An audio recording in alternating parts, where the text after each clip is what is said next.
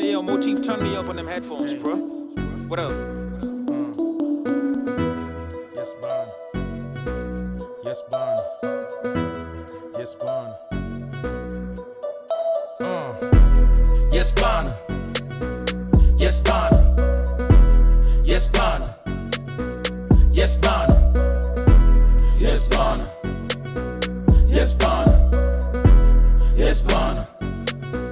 Yes, Bana. Imwaka nimejam na sijali, aswa nimekam na makali, naona mafan wana swali, snitch na run kwa askari, look mi napiga hatari, oops nishalipa mahari, dem nishapata wa kumari, mama sita jo ni chupa shinda zari, mi nko na flow kali kali, mi upiga show mbali mbali, mi nko na do na magari, we una hate na una soko mshwari, dapiga kolabo na Fali, then goma na dola kabari, Aroboy kan Kaka jua kali, play K ijo na sita fadhali, nyajo watu wangu wa senali, season yetu msiwari. Alright, ladies and gentlemen, welcome to another episode of Convos With Wilkings and today Yeah, mambo vipi, what's up? Inakwaje? Ishakuwa. How's everything? Everything is good. Yeah, the going is good. Going gets tougher. Yeah, but the tough gets going. The tough gets going. Anyway, Maze, first I want to say thanks so much for coming for this another episode. Yeah, most definitely, man. Most definitely. Thanks for always pulling through, Maze. Yeah, you already know. And congratulations for the Sound City MVP. Yeah, man, we out here. We have to do what is supposed to be done. Raising that Kenyan flag very high. So OG's OG, man. How's that feeling? It's a good feeling. God is good. Every day we are grateful to the fans and to everybody who's been supporting the brand from the get-go. It's a happy feeling. Yeah, man. You're grateful. Okay. Yeah. You rubbed some shoulders, eh? Yep. With the black bones. Yeah, man. You know, when you're in this position in life, then expect opposition. Yeah. And yeah, of course. But in this position, expect some opposition. Opposition, of course. Yeah. So that came about from that fella in Nigeria. Yeah. And we had to do what we had to do, man. I had to do what I had to do. But it's all good. It's all love at the end of the day. Ain't nothing personal. We're just doing what we have to do to get by. Are you guys talking with Black Bones? I talk to everybody. I'm talking to you right now, man. I talk to everybody. Yeah, not that I knew him on a personal level like that. I've, been able to come across some of his songs, from his boss, who apparently happens to be MI. MI is a very good friend of mine, so of course I know the guy, but we are not tight like that. But one thing I can acknowledge as a real MC is that he's also a dope rapper as well, and we have to give him that. Yeah. Do you, if he comes over for like a collab, would you go in for it? Most definitely, man. Why not? I think the fact that I acknowledge his skills automatically tells you that I'm, open and willing to working with him in case he expresses interest. And we've had, I think we've had, back and forths on Instagram, the DMs and stuff. It was nothing personal, it's nothing personal. It's just music and entertainment at the end of the day. So yeah, man, for sure. So the first time you hit, what is it called? The first time you got into studio was when you were 13, right? Yep. When you were 13, yeah? That was the first time we didn't get a studio. Yeah. And right now with all the awards, with all the let's say the fame, let's not even say the fame, the awards and the recognition. How does it feel coming from a position whereby the first time you got into studio was when you were 13 years old? How's that feeling coming from a reflection perspective? Just like I said, it's a good feeling. And whenever I'm asked these questions, and I always say this is my response always. None of these things are foreseen. I never foresaw this, amount of success. My main intention for doing music is passion, I'm passionate about music. So when all these things happen, it's by God's grace, we are always grateful, and you know, you just feel good knowing that you stand in a position whereby you inspire people, motivate people, and they look at you as a role model. So it's all good, it's all love, man. Yeah. Chukua hiyo. Ubonga point ingine wazimu. Yeah. Kamega msange sema umenyamba point. Anyway, so you see, when someone is trying to get into the music industry, it's not that easy, isn't. Yeah, for sure. What advice would you, let's say for example you were 13, you definitely you got into studio when you're 13. What is that advice you'd give to yourself 13, or something that you wish you knew while you were 13 years old? I mean, the advice that I'd give myself at that point is just, keep going, keep on doing your thing. One day everything is gonna, them blessings are gonna come through. And, back when I started out, compared to how it is now, it's totally different. Right now, a lot of these young musicians, young artists have access to studios. Back in the days, we ain't had that. We only had I think in Eastlands, there were 2 studios. And for you to get studio time, it was really a hustle. But all in all, what I can say is, just keep going. Rome was not built in a fortnight. These things take time. Just keep on your grind, and doors shall definitely open, man. Hey. Yeah. Umekunywa nini asubuhi? So, bro, one thing I love about your brand and you as a person is how consistent you are. Now, you before even you blew up, you recorded close to 1,200 songs before blow up, yeah? Like 1,200 songs. What are one of these attributes that you think ama you believe umekuwa nazo kutoka hizo kitambo mazee? Yani those attributes, I know consistency is one of them, and I think you're one of I believe you're one of the consistent artists around, but what are these key attributes zenye they sort of keep you going, Now, even you see at those times, uki record 1,200 songs, probably you're just I'm just doing it for passion. But now everything has blown up. Yeah. So hizo attributes ni gani? First of all, I think passion is an attribute. Hiyo ni attribute kivyake. Meaning say, I know my place. I don't like putting myself in other people's positions kama sijafika hapo hivyo, unaona. So even when I was coming up and I didn't have the fame, I wasn't known anywhere, I didn't have the success that I have right now, I knew my place. Na nilikuwa najua, for you to rise and just make it in this industry, lazima uweke bidii, unaona. Lazima uweke bidii. I am a go-getter. If I set my mind on something, on a certain goal, and I will not rest until I ensure that it's achieved, unaona. So that's the thing with me, and I'm very patient too. Sinanga teke. Skimbizanangi ati because somebody else is doing this now, I also need to be doing that. No, it's God's timing. Everything, has to. It's step by step, nanpata. So that's the thing, man. You have to, in this game, you have to learn how to be patient. If you're not patient, then you'll feel like you're wasting time. That will lead to depression. You're gonna get stressed out and stuff. So learn how to be patient, and when you are patient, then things will start to flow. You mentioned something about depression, Yeah. Na mazee of late sijui kama wasanii wanaenda. What do you think is the issue, mazee? The issue ni watu wanateseka, bro.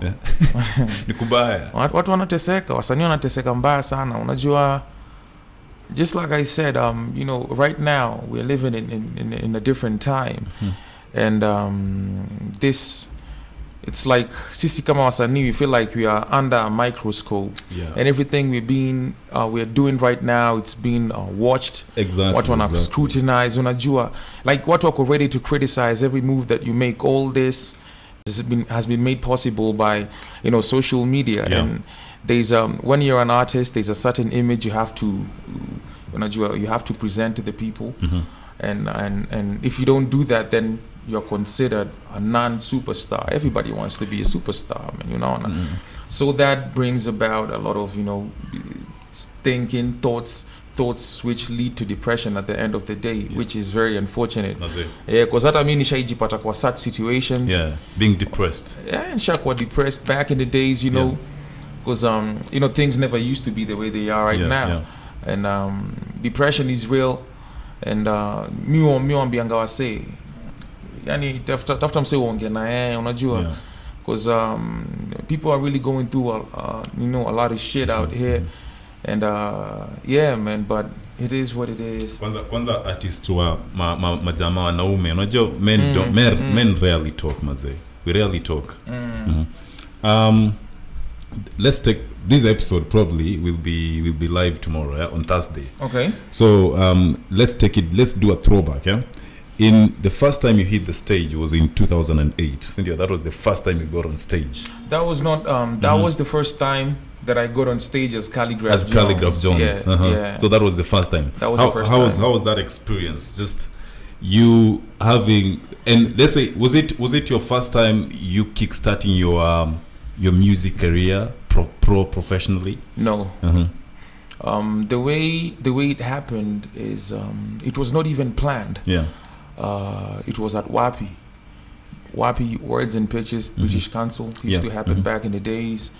They had this competition that was ongoing, and at first, you know, I didn't get up on stage, but it reached a point where they were calling out rappers from the crowd, and they had these guys on stage who were battling like a freestyle battle. So they were asking if there's a rapper in the crowd who feels like he can take, you know, any of these rappers who are standing on stage. And I remember I was with my boy Proface ni like my bro, you know, we go way back. Akaniambia Buddha panda hapo hivyo juu. And unajua because I was in 2008 I was in around form 2 form 3 hapo. So nikapanda tu. I was a nobody because you know kujiamini. Yani ni ile tu kujiamini. Na sikasa hiyo time.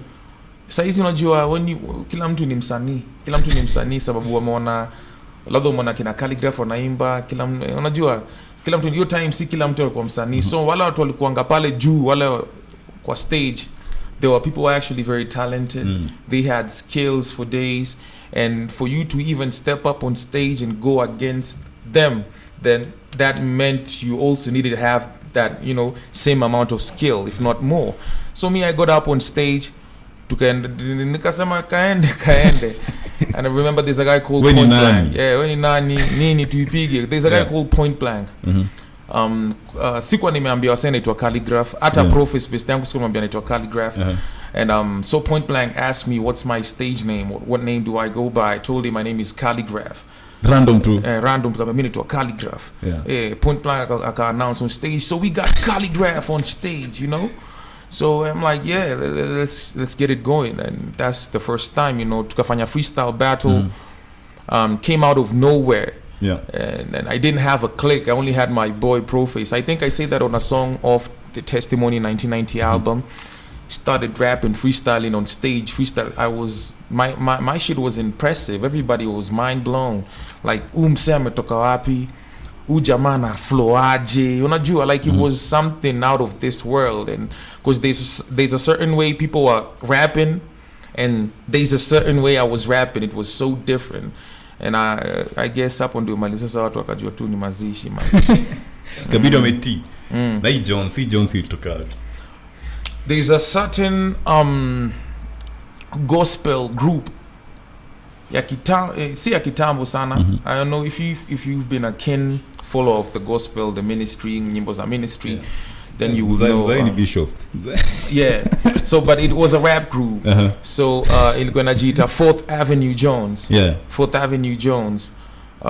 So yo Jones nilitoka 4th Avenue Jones. I decided to put it together with Khaligraph because I felt like zilikuwa zinaingiana, zilikuwa so compatible. So I just decided to call myself Khaligraph Jones. Yeah, because at first I was Khaligraph without the Jones. And then after a couple of months I was like, I'm gonna take the Jones too and put it together with Khaligraph. All right. Yeah.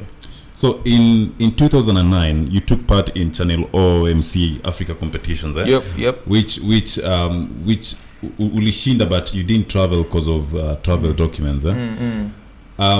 Now in line with that, what are some of the moments in your life that things weren't let's say according to your expectations or according to your control, but again zikakuwa more like a turning point, but looking at them ilikuwa zile za oh shit mazee, I was supposed to go for this. But you know, you want to know what the funny thing is? Even at that point when it happened that I didn't travel, because I didn't have the traveling documents, I wasn't angry, I wasn't mad. I was actually happy, because when I went to the competition, I did not go with the intention of winning. I was just going out there to try out my luck. Not really, sikuwa najua naweza fikia level, because you know I had been competing before with the freestyle battles, but with this particular battle it was different, because you only had to express yourself in the English language, and your time I don't even know, even up to date I'm still trying to polish my grammar and all that, but your time I was in the fourth form. Now you know I was coming from Kayole, man, and your Kalibaya ilikuwa imesetiwa. We had people like, you know, Bamboos, bro, Kimia, we had Point Blank. These are people who I had previously viewed as my superiors ikifika ni kwa rap game, and they're all taking, you know, part in this competition. So you can only imagine, man. I didn't know I was going to even ni hata siku win, wacha hata nilikuwa nimeenda tu kusema tu juice I don't have any, nilikuwa nimeenda tu ku represent because I don't have anything else to do, wacha tu nikapiga shughuli. So kafika hapo manze jo kupiga shughuli naona nashinda buda kidogo. You know, the way I'm doing my thing, I guess I had done a lot. The thing with me is that I'm, even up to now, I still practice. I feel like I still need to perfect my craft. To you don't settle for less. Exactly, So I was doing a lot of practice back then. Kumbezo practice ilikuja ku pay off during the competition, because you know, got up on stage. Abbas was the judge. Nazizi was also a judge. And Mwafrika, the legendary Mwafrika, yani. So I remember, get up on stage, you tell me, your name? My name is Khaligraph. Of course, they knew me from Wapi, but out there you had to give a proper introduction, introduce yourself properly, because ilikuwa inakuwa covered na ile nini ya Chanelo. Unaona Chanelo ya kina Kabelo na kina nani. What's your name? Khaligraph. Khaligraph. Abbas. I think Abbas is the one who told me what to rap about, because you were getting up on stage, they were giving you a topic and you had to rap, you know, create mistari hapo, like on and on, like you just have to freestyle about whatever topic they were going to give you. Abbas was holding a glass and he was like, yo, your name is Khaligraph? This is a glass right here. Why don't you rap about this glass? And they put on a beat. We ni nani? Mimi ni nani? Nilikuwa nimezoea kurap, lakini sasa hapo watu wapigie ngoso. Like and wataki anything. Kama unapiga hapo mashenga ama nini, nikapiga buda, kaichapa, nikaingia class, you know, nini wanna pass if you really on my class and rap. Hey, they were actually very impressed with the way I was delivering. From the get-go, I've always had a very good delivery, even if I'm not saying anything of substance. I was like, yeah, you get the pass, and the rest is history. Ilikuwa fiti manzi, ndo hapo hivyo haikufanyika, siku travel na sikusikia vibaya. Nilipatiwa simu ya my phone, kulikuwa na simu kuzimetokea zinaitwa my phone, simu kidogo, but ilinibamba yani, hata kama tuliachwa tukaenda, because nilishinda competition. Mimi sikuwa nimeilala nje hiyo time. Sikuwa nimeilala nje, competition imesha saa 9 usiku, wala sio wameenda wametuacha pale buda, na hakuna Uber, hakuna do. Tulikuwa na G-Con pia, yule jamaa anaitwa G-Con. Tuko pale hivi, G-Con akona 30 bob, mimi niko na Mbaula. Alafu tulikuwa pale side pale nini pale hiyo mali homeboys, where homeboys used to be. What was it? Inaitwangaje fellow? Barichoro. So kulikuwa na club inaitwa Choices hapo hivyo. So pale Baricho ndo nifikie mtaa, tulikuwa na kadunga yole hiyo idhaa. Ilikuwa inanibidi nipitie, inaitwaje? Tupitie railways. Pale railways, yani kuna kale so unajua railways pale hivi alafu yani kuna pale ni ile bridge ya railways unateremka hivi unaenda unaipandia hapo tukio. So tuko na dhate, mimi na jiko na dhate, mimi na Mbaula na Moti. Of course hiyo time hakuna matatu zinaenda mtaa.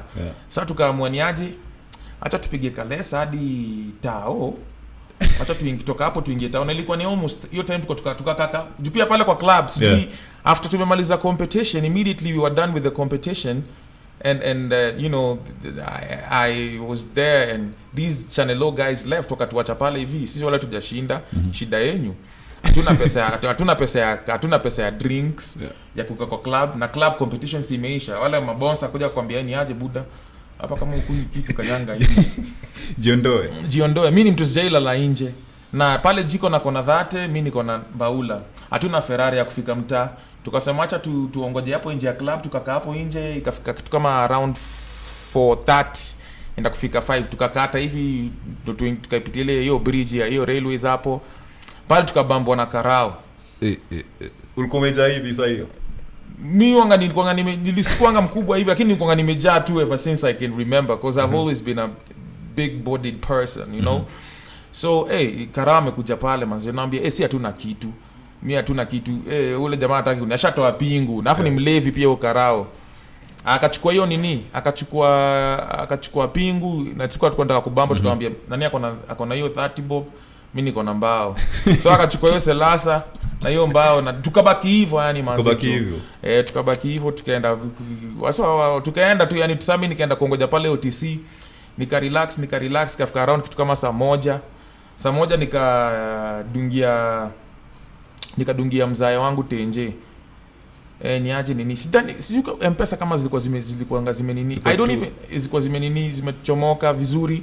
Kwa hata sikuanga na ID. Unaona juu sikuwa na ID. Na hiyo ndio kitu pia kitu ilifanya nisitravel, unaona? So ilikuwa ni ngori, lakini uzuri tulipata Jiko nalikuwa naishika Loleni. Jiko nakaishia kivyake. Jiko nakaingia F2. Mimi sijui mambo za F2, mimi sijaenda club buda. So mimi nikaingia pale nini, kifika hivi saa moja manzejo, I think ile kwele harakati, I think sijui nilijiteteaje, lakini nilifika mtaa. Hopefully the good things that I got home. I was living with my dad, and kafika nikamwambia story yani, but I had a phone, my nigga. I had my phone, so nothing really mattered. To me that was a very good experience. The satisfaction that came from participating in the event. Ilikuwa tu normal. Hiyo ni story by this jaisema. Nimesema hapa hivi, wasao juangi hata. Hiyo ni exclusive. Nitadandia. Anyway, so this year in June you'll be turning 30, right? Yeah. You'll be turning officially 30. And coincidentally, sahi vile tuko 2020, we're getting to a new decade. So what is the next 10 years of Khaligraph Jones? The next 10 years? It's a big deal, isn't it? Yes, it is a very big deal. Some things, you know, we can't just say. Right now, optimism. That one quality that I possess as a human being is I'm always a very optimistic person. You know, even if I try to look at my future, staki kuangalia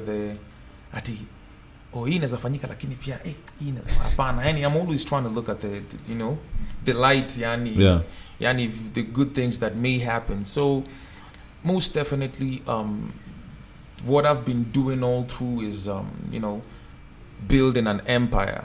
We've been trying to you know, not really trying, but we've been actually doing it, building going hard on it. Exactly.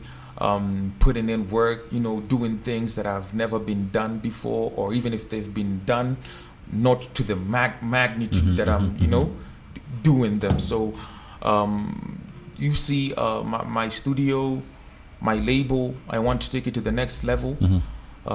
Next level in terms of signing artists.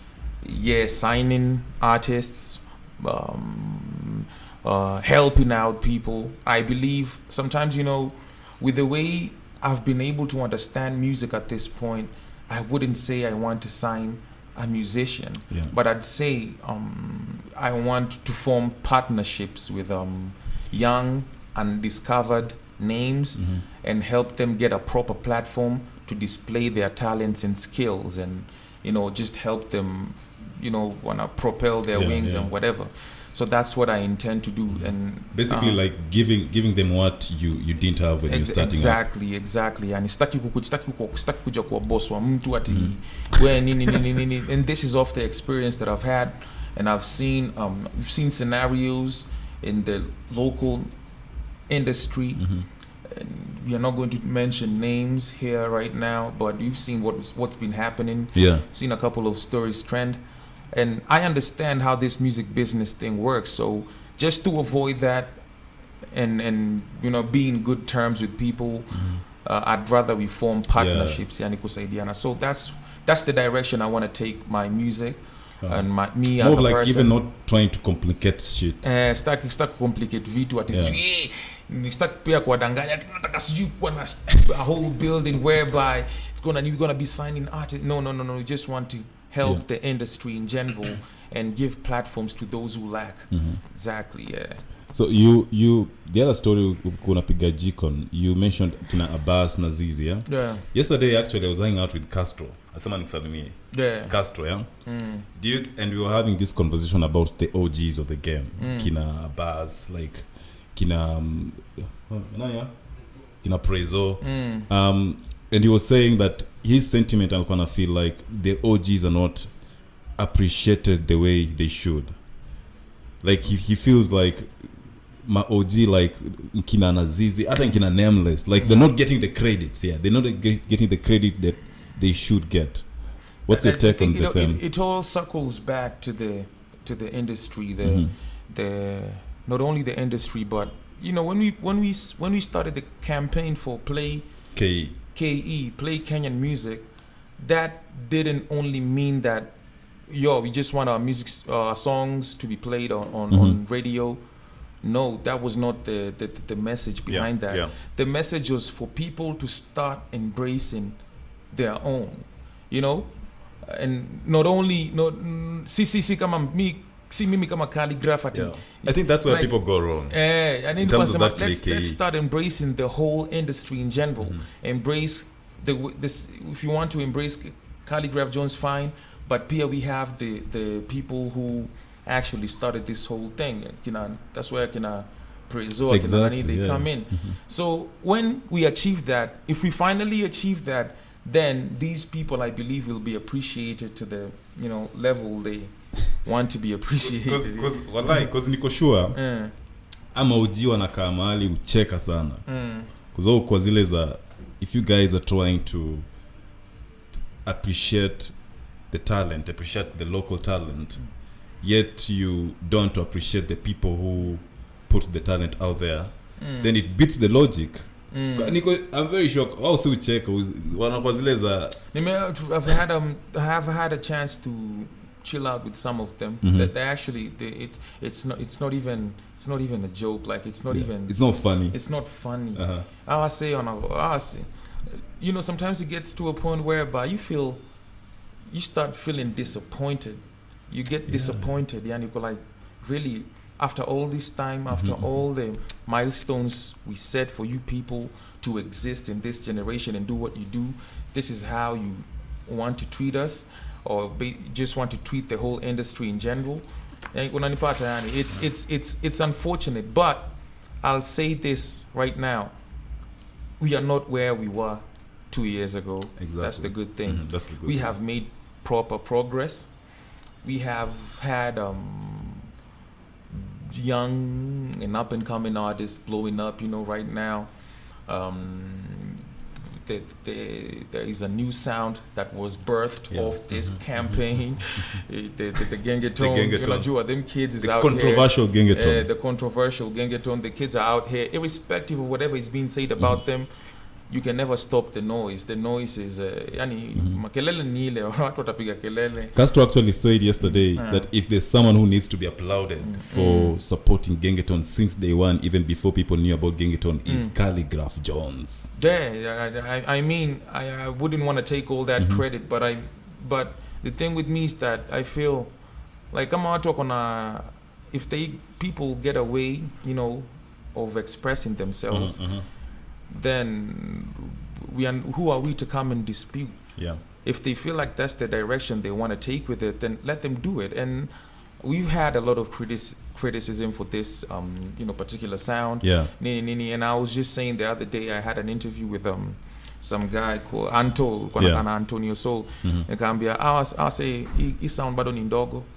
ama vijana wana learn. Yeah. So tunafaa kuwafundisha na mavijana pia wasikie. Shida pia kidogo sasa hiyo unajua mavijana pengine pia hataki kusikia juu unatoa ngoma unaona na 4 million views nini unaona buda nini wamenikubali tuwezi ambiwa vijana pia wengine pia hataki kusikia yani lakini pia let's not be so hard on them. Let's also understand the fact that they're still learning the industry, the ropes, and that's where we are supposed to come in because at the level whereby vitu zinaenda pia me very soon watu wataanza kusema Khaligraph ni wale pioneers it's coming to that time by the way. Khaligraph ni wale pioneers because a new generation is popping up right now. Exactly. And we have to acknowledge that. So to fundisha wase tuwapatie advice to our show, let's lead them, let's show them the way. And I also hope that they will listen because sometimes they tend to be a little bit yani vichwa ngumu kidogo but they're kids, it's expected of them. What is one thing that una feel like they really need to take note very very serious when it comes to their music, their brand, their content? The content has itself, to like I mean we as rappers we've been rapping about the same shit. Exactly. We rap about the same shit, but the way we do it, yani it's always different with every song that we put out. And sometimes when we understand that tuna live in a society where watu wanakuangalia yani nyinyi ni role model. Pia kuna certain direction hatuwezi kuwa tunataka kulead wale wase wananifuata unaona. So pale ndo tunaingiza tunaangalia ni nini tunapatia wase wasikize. So basically ni content wanaweza imba about Morios juu upendi nani zero anasemanga nini I know pendi vagina unaona like it's fun when you listen to it in a bamba. Exactly. Lakini pia yani let's just try to tuangalie yani let's look at the bigger picture here. Tuseme tu vitu zinaweza bamba to a certain section of people and not think about the others. Tuangalie tu kitu in a certain critical manner and to understand. So content to change kiasi, rap about whatever, you sing about what you want to sing about, lakini yani tusikue hiyo takangi pia ishindilie iko too direct hivyo yani manzo unajua yani cheza nayo manzo cheza nayo kuwa na adabu kidogo saa nyingine. Sasa ni poa saa nyingine ku misbehave lakini jaribu kuweka adabu kidogo yani. Mavijana akina nani wanafanya poa saa hii? Sailors nimeona wameanza hata ukiangalia venye wanakaa mavijana wanapiga looks wanakaa wasafi like they wameoga. By the industry ni kuoga buda yani industry ni kuoga. Everything else aside hype hype za nini hizo all that branding branding and if you don't look clean for me to approach you, if you're not clean enough for me to approach you there ni ngumu. So sailors wameanza kusafisha nani ethic pia mimi nimewatambua sana from akina Reckless Seska na nani Zila unacheki so wamesafisha uchungulo pia unaona wakisafisha saa hii yani pia wameanza kuregulate the there's a time watu wanasikiza there's a time watu wanatoa wimbo every day yani unasikia kitu kana trend unatoa wimbo leo wimbo toka kesho ni so wameanza unajua pia wana follow the trend saa hizi at least wameanza kuangalia utaki pia zingine utaki ku oversupply when oversupply is rampant kuna time weekend yani zinakuwa mingi mpaka upati ma fans time ya kudigest unaona. So saa hizi wameanza kuelewa that's why unaona ngoma kama ya Nadia na nani I pay attention very much by the Nadia Take Kenya this song unampatia chance na breathe ngoma saa hata ukienda kunini wasema inasikizwa yani si ku overpopulate yani ama ku overflow overfeed the market. You don't want to do that because again you'll confuse the market exactly yani wazejo. So hiyo ndio kitu inafanyika sasa lakini poa. Talking about we mentioned Antonio Soul and still in line with the Kenya music and the media supporting Kenya music. The other day nilisikia ulijaribu ku reach out to Amina mseka kusnob. When I was doing the interview sema hapo by then mama Amina tunaongeanga naye fiti like whenever the topic is not about going to the trend, we have good conversations, you know, like yo Kali unafanya nini oh I'm performing nini oh Kali hey guni I don't keep it like you know anytime I'm trying to get to the show for this interview that I remember like 2-3 times I'm be like yo man I want to come and promote a song that I've released now I want to pull up for the those messages go unanswered. Nashinda kwani tena unitaki kwa show ama nini au ufanye vile ulifanyie Uda hakuna lakini I think there's a labda kuna time fulani tulifanya nini kulikuwa tumeenda kwa na Tunji I was in 2017 Matsaronga but so they wanted to interview me and not interview Tunji and I said that can't happen no. So I think labda ilikuwa bado labda amekati hadi jua hiyo but it is what it is sasa mbona si kama if you're featured in the song if anything I don't if and you'll notice I don't do a lot of interviews by the way I don't be doing interviews but now but when I do at that point I felt like the person who needed that interview the most was Tunji. Mimi people already know who Khaligraph Jones is. Si lazima nikuje kwa nini. So your time nilikuwa nataka Tunji aongee. Mimi nilikuwa nataka tuende tu perform ngoma to launch na nini lakini ndio hivyo buda. You've so far one thing nimekuja kurealize mazena right now even with your conversations you're not just right now you come off as very selfless as in I'll push yes as much as you're pushing your brand your music there's a way una push the East Africa music like ile so fast so hard nara juicy I heard you want to like get into the southern market how comes maze umekuwa with that kind of a mentality to push the East African music so hard na hiyo nimeona this year maze because out there for instance when I went to Nigeria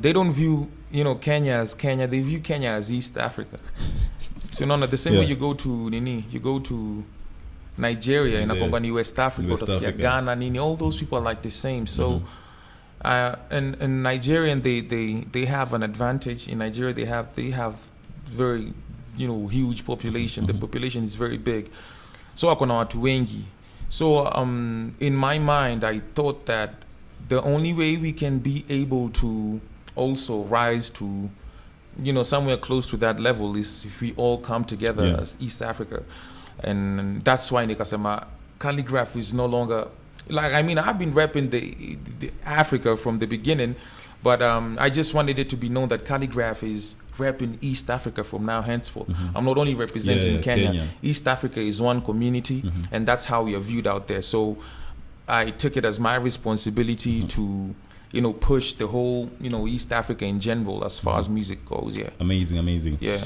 and congratulations to Yes Bana. Yes Bana. Hey Bana ni banga baba. Bana ni banga. You've talked about your mom sikujua na izarani hivyo maze Bana ni banga. You've talked about your mom being one of the first people to listen to Yes Bana. Yeah your mom supports your music so much yeah she plays a very big role.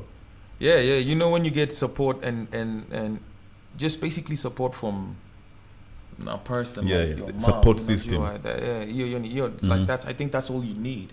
That's all you need manze Joe like fuck everything else as long as your mom's is there for you man that's all you need bro and yeah and I've seen guys now by the way I've seen guys doing dope covers really dope covers which from those covers and challenges which one imekutouch ile yenye umeangalia hivi ukapata unaiplay so many times ni kibao sisema moja zimefanywa mingi like if I'm always trying to post as much as I can because every day I get sent for these videos they're on YouTube blah blah blah. Kuna kijana mmoja anaitwa Petrez alisema nikutumie yake I'll send it to you. So ni mmoja ni kuna watu kama wengine kama dhao mbili buda ama dhao tatu ni wengi mpaka watu wetu ushago kwetu kuna sana nitumia wasema mshadha bedha wanatuma hizo mavitu wanaisukuma yani kila msema ameidu na ni kitu fiti sana it feels so nice mpaka all the way wasewa Sierra Leone from Sierra Leone to Tanzania, yani like East Africa, yani pia imechanga, yani ni noma, yani ni mazishi, yani ni mazishi, and that goes to tell you how much of an impact that the Khaligraph Jones has in African hip hop, and ni feeling poa sana, yani nilipatia chance, nimepost wase from, kuna jamaa fulani anapiga hapa na kijadhe anaitwa by the nilicheki Japesa, huyo jamaa anapiga kijadhe noma, ana alipiga jamaa anataka airplay, I'm saying I'm gonna do a song with him. I'm gonna do a song with that guy. Yeah, there's a guy from Tanzania anaitwa Young Lunya. Lunya ni yani yo jamaa ni hatari, yani pia yani apanta ambao mchezo piga Brida, kuna kijana anaitwa Brida. Brida ni Bazenga dadi. Bazenga dadi. Yo kijana by them muangalieni sana. Yo kijana anataka kuja kusumbua. Anataka kuja kusumbua mbaya sana. Kijana namtambuanga mbaya sana. Use tushe alimost kwa show fulani hapo, show yetu kwa podcast. Brida akasema ati ile time mulifanya hiyo Khaligraph 3 ati ungempatia tu time kidogo, nitakutumia hiyo link, ungempea tu time hivi kidogo tu angewachafua. But alichafua either way, alichafua. Unajua Brida ndo alifanya Khaligraph ikakuwa venye ilikuwa, cause by the way, this is information like I think I told you last time, amani. Kuna wase wengi walikuja wakafanya hiyo Khaligraph. Si hao pe wale marapers wale na pale. Kuna wengine mpaka wanajulikana wengi kadhaa. But yani haikunipea motivation. Ilikuwa ka audition. Like I didn't feel the pump. You know, when Brida came, Nakala's his verse on that instrumental, I was like, fuck man, I was like, shit, now Indo Khaligraph sasa, yani na feel, yani that's why initially his verse was supposed to come first, but we had to put BT because you know ladies first and stuff. BT very talented as well, but Brida ndo alinipatia motivation. I was like, shit manzi, acha tunini, alafu kuja kayeka nikani BT akakuja akaset, Silverstone akakuja akaset, alafu Reckless akaiwashia kinduku, Reckless akakuja kamada, tukasema nilete lazima tukuje tuwakilishie na nini OG moja manzi Chiwaka kuja kaifunga, alafu kwa kitu noma yani manzi. So still now with the Khaligraph 3 your album Testimony 1990 is actually the most streamed album on Boomplay with close to around 700k streams. Are you already planning for another Khaligraph, let's say Khaligraph 4 this year? Of course, Khaligraph zako zinakuja every year. Na another strategy that we were using to source for talent is by telling people to participate in the Bana challenge. Because once they do that, then you are able to see their capabilities. We are on the look. I'm always on the lookout. There are rappers I'm actually looking at right now. They don't even know. Mekwa nikiangalia for miaka tu kadhaa, yani naona wakiperfect craft nini. So that's definitely on the way. We are also planning on actually when you pulled up to the studio, I had to keep you out here for like a good 30 minutes or 40 minutes nini. Nimekuwa nikitengeneza album yani manzi, na try nimeanza kutengeneza album. That's why I'm always in the studio nowadays every day. So album na iunda, nataka hopefully ni chomwe hii huu mwaka. Na yani Khaligraph 4 inakam na album hopefully pia. Kuchafua. Now still talking about you guys trying to look out for talent in terms of working with them. So the other day I saw King Kaka did a video and called out on you, Octopizzo, Nyashinsky, to support Kenyan music, to bring out other Khaligraph Jones, bring out other Octopizzo, other Nyashinsky. What's your take on that? I saw that video. I was Kaka is a very good friend of mine, by the way. Kaka knew Nyakitwa Ngoma. You see me post his songs. And you guys have a dope romance. And Kaka named him true. But that statement was I was uncalled for. I mean, hakuna venye unaweza kuna msali niuliza hivi kwa Facebook, nikasema unajua kusaidiana, ukitaka kusaidia industry ni kitu unaifanya from the heart, unaona, like it has to come from within. I don't it's like if you want to help children's home flani, ni kitu utaifanya sababu imetoka ndani yako, si ati kitu unafanya sababu watu waone that oh by the way nani anafanya hii. So there's a lot that I usually do, and I don't even put it out there to the public, yani kwa sababu sitakangi pia nitoke niseme ati mimi ndo nafanya na hii. There's a lot that I do, my G. Na pia I believe he does the same. Exactly. I will not speak for Nyashinsky. I don't know Nyashinsky ama Octo kama ni wanafanya, but tunaweza pata pia wanafanya shughuli zao. So kama unataka kusaidia msanii, wewe msaidie, and it's not try to call out, you know, other people out when you want to do something. Just do it. Do it from your heart. Do it because you feel like there's the necessity to do it, not because ati watu watasema oh nani alisaidia ule, hapana. Miss fanyangi na watu hivyo. More like let your deeds influence other people to do it. Exactly. Yani sikuwe tu ati nini na tena yani haikuweza buda. Niliona nikangoja reply. Niona hivi karibu hata niko nataka kumdungia buda manzejo. Choma. Hata iko tu sawa, lakini the approach wewe kama unataka kusaidia buda na ukitaka kusaidia na anasaidia kaka pia ni msee akona roho poa, anasaidia wasee. Utakusaidia, but don't call people out when you're doing something so that you make other people feel like oh these other people are not doing something. Because again everybody has their own way in terms of impacting kila mtu people. Akona nini, kila mtu akona shughuli yake anapiga bana. Kwani watu wangapi wanataka kuwa president Kenya ama politician? Kwani Ruto lazima ndo akuja wasaidia ama nini? Ni mtu lakini akifila anataka kusaidia kuna cha mtu yani kwa politics atafanya out of free will. Unaona? Si ati ni kitu tu ndo sasa watu waone ati nani na nini. So your statement ilikuwa nje kabisa hiyo yani.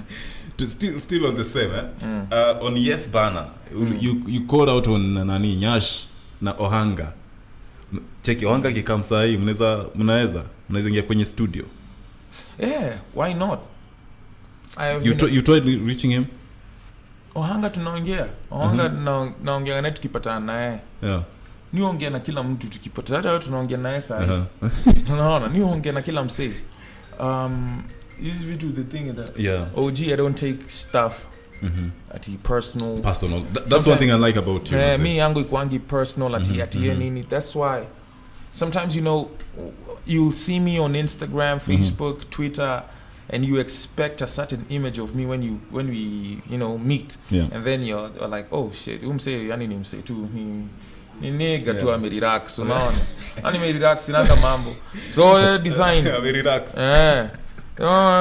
nani akina Ohanga tumekuwa naye hata tukilaunch Ohanga utaki kwa nini? Ohanga lakini Ohanga nitaki anipendange najua sasa hivi after ngoma hata nini na ngoja tu utaona tu atanitukana kama nini. So unajua tu yani watu wengine sijui nini, lakini mimi furahi yani mimi nataka mulitoa ule msemo yani impersonate. Niona umemvuruta kwenye video. Kuja hapo wewe. Kadha tu fulani tuliwahi hapa hivi nini. Hata ni actually Ricky, the director of the video who brought him to the set. He's the one who one thing I like about him is you don't take shit personal, man. You don't take shit personal. Tena sasa hii miaka tena tumefika buda. Ningetaka sisi watoto buda. Sasa sasa hivi tukianza kukasi kunini hivyo. Nasemanga hivi lakini SWAT buda. Lakini SWAT atafanya nini sasa? Watoto wa uni sasa sisi ni watu wakubwa buda saa hii gabe buda. Ukitaka kukasirika unakasirika tu peke yako huko yani. Wanasemanga hivi ati kitu haitaki makasiriko. Unataka tu relax. Wewe ndio utapata high blood pressure. Wazi. Buda, shika hii. Tunataka kucheza hapa game fulani hapa. Inaitwa Never Have I Ever. So nakuuliza swali alafu na ino tu hivi. So kama ni I have unachapa hivi. Kama ni never unachapa hivi, si ndio? Kaende design yake. Sasa swali ya kwanza, never have I ever been shocked by electricity. Pigwa shock hapo na electricity. Kila msee. Ikipiga vile za tawani ni stime kupiga saa hii. Si inamaanisha nimepigwa. Inamaanisha nimepigwa for the record Haya. Your pili. Never have ever been to a strip club. A strip club I have. Yeah. Sabina Joy? No, not Sabina Joy. Nini. I was performing at in Ituaji place. This Excess. That's a strip joint. Yeah. Uliomoka na moja? Ado wapi bana. I always make never have I ever stalked an ex-boyfriend. Okay, this one. Never have I ever stalked an ex-girlfriend on social media. I have. You never? No. Kakisha kameisha. Ikisha imeisha. Historia. Na mambo. Never have I ever had an open relationship. Open relationship. I think open relationship ni ile open to unajua hizo relationships zenye you're dating someone but still unaweza enda huko wanyoko nje. Haiwezi. I've never. Never have I ever fallen in love with anyone from the internet. Sema kweli mzee. Buda acha kucheza. Never have man. Keep it professional. Yeah, me sinanga dominate bichukuta. Never have ever been kicked out of a bar. Yes, si unaona story ile kwa pale nini? Yeah. Pale Baricho Road. Wewe tokeni. Never have ever had a night stand. Yeah, one night stand. Yeah. One night stand hiyo ni dem yako. Yeah, dem yako kama best hivi. I'm a married man. Nakuona wewe nakucheki. I don't know. Never have I ever had friends with benefits. I've never. Tabia mbaya hiyo. Never have I ever fought in the street fight. Hiyo ni shawa. Uliomoka mzee hapa nipigwa na mawe na kwa na alama hapa nimeshonwa macho hapo. Nilikuwa na bounce. Nilikuwa na bounce mwanzo tupigana huko kwa vijana wengine wakanipiga na mawe karibu nikuwe blind by the way for like 2 weeks iko na macho nimeshonwa yani ni hata hiyo time nilianza kuvaa mastanas. Never have I ever wanted to fall in love with my sister's friend or my brother's friend. Sister or brother's friend. Besta sisi yako. Never. Anyway, bro. Thanks so much for coming. So good. One thing mazen nimekuja kueleza after yes Bana after the best rapper in Nigeria.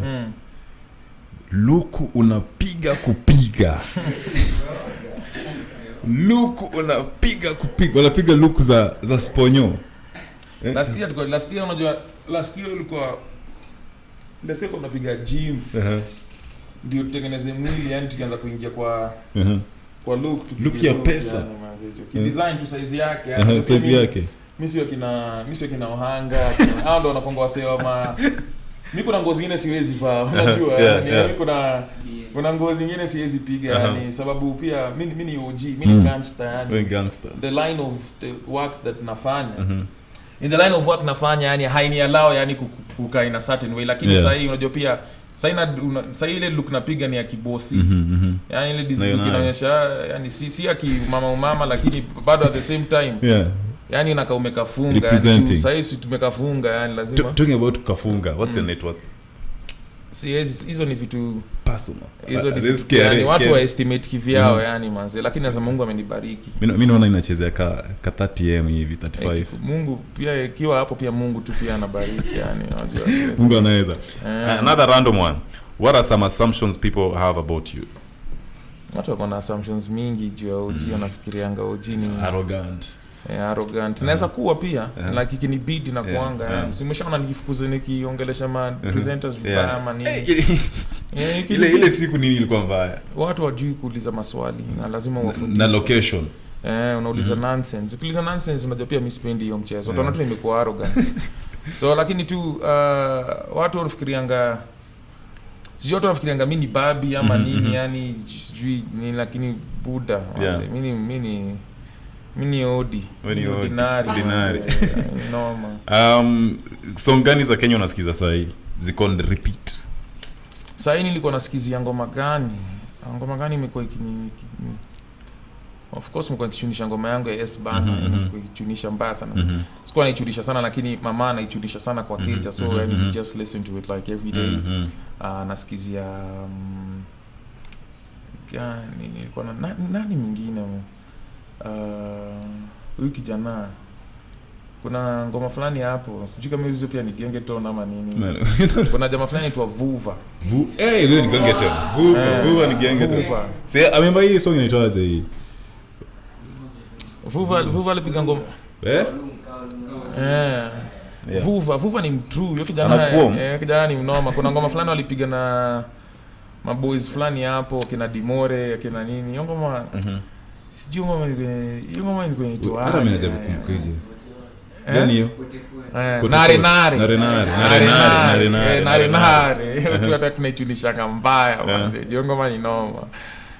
Design. Talking about Mama, what are some of the things you like about Mama right now? Hizo hata siongeleangi. Hizo watu wakwende. That's my shout. Hey bro, Maze, thanks so much for coming. It's been a pleasure. Haina shida bro. Me Maze, one thing I like about you, you're always very receptive. Always receptive. Lakini sasa kuja naye mbaya. Uppercut nayo.